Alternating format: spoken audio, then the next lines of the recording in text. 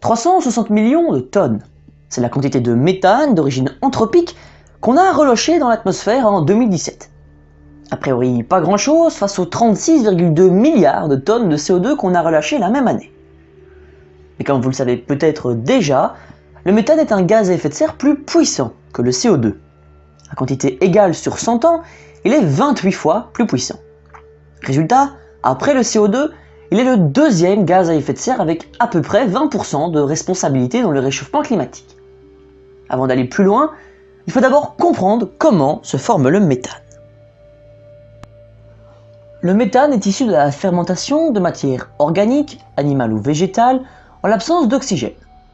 Ainsi, du méthane est produit naturellement dans les zones humides peu oxygénées comme les marais et les tourbières, ainsi que dans certains sols cultivés comme les rizières. N'oublions pas les stations d'épuration et les déchets qui sont aussi de gros émetteurs. Mais à peu près tous les endroits sans oxygène, contenant des matières organiques et un peu de chaleur, peuvent produire du méthane.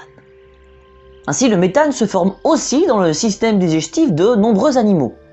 Si on met de côté les bactéries, les êtres vivants qui produisent le plus de méthane par rapport à leur masse, ce sont les termites. Cela dit, ce n'est pas les termites le problème. Par contre, les ruminants, et particulièrement les bovins, en émettent une quantité énorme. Il est possible que cela vous le sachiez déjà.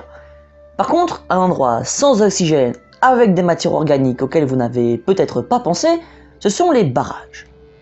Direction un barrage bien connu, celui d'Assouan en Égypte. Son lac de retenue fait 6216 km². Ça ne vous dit rien comme surface.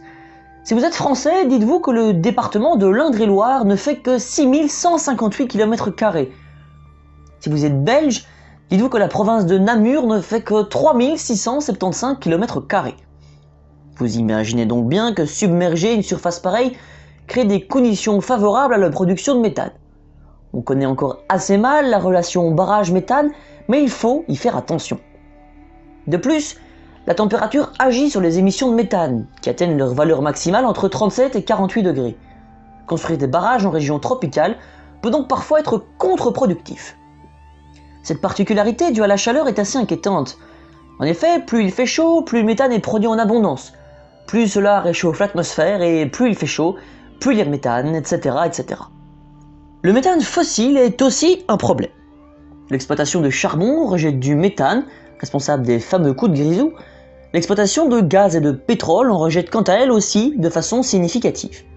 Plusieurs études ont montré que les émissions de méthane de l'exploitation du gaz de schiste sont beaucoup plus élevées que celles des gisements de gaz conventionnels, au point que l'empreinte en équivalent CO2 d'un puits de gaz de schiste en 20 ans serait de 20 à 50% plus élevée que si on avait utilisé du charbon pour produire la même quantité d'énergie. Mais il doit bien y avoir un moyen de se débarrasser de ce gaz. Après tout, il y a eu de la production de méthane bien avant nous et la nature a toujours su s'en débarrasser. Alors oui, il y a bel et bien un puits naturel de méthane comme il y a des puits de CO2.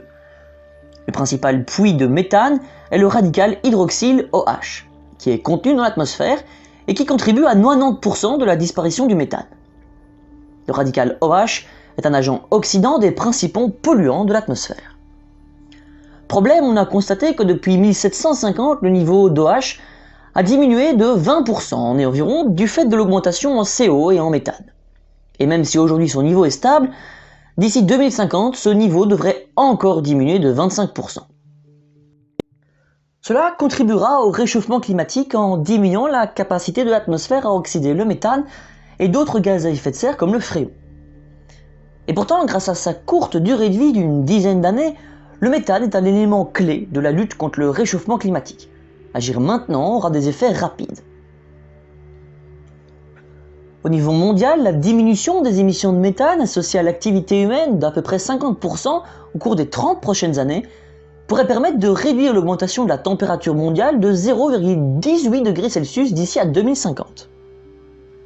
Les principales sources anthropiques de méthane sont l'agriculture entre 40 et 53%, en particulier la production intensive, la production et l'utilisation des combustibles fossiles entre 19 et 30%, et les déchets entre 20 et 26%.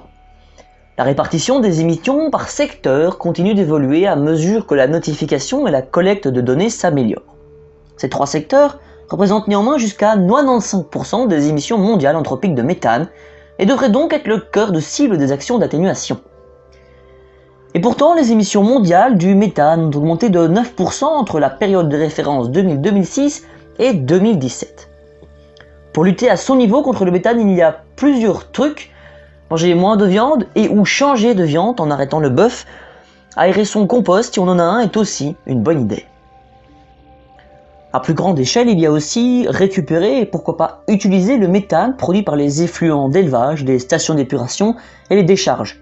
Je n'ai pas encore fait de recherche sur la méthanisation, j'en ai vu du bien et aussi du mal, mais je ne me prononcerai pas sur ce sujet pour l'instant tant que je n'ai pas fait de recherche plus poussée. Modifier la limitation des bovins pour réduire la production de méthane lors de la digestion est aussi une possibilité. Des chercheurs de l'INRA ont montré qu'en remplaçant une partie de leur alimentation par des lipides issus de la graine de lin, voire de colza, les bovins émettraient jusqu'à 40% de méthane en moins.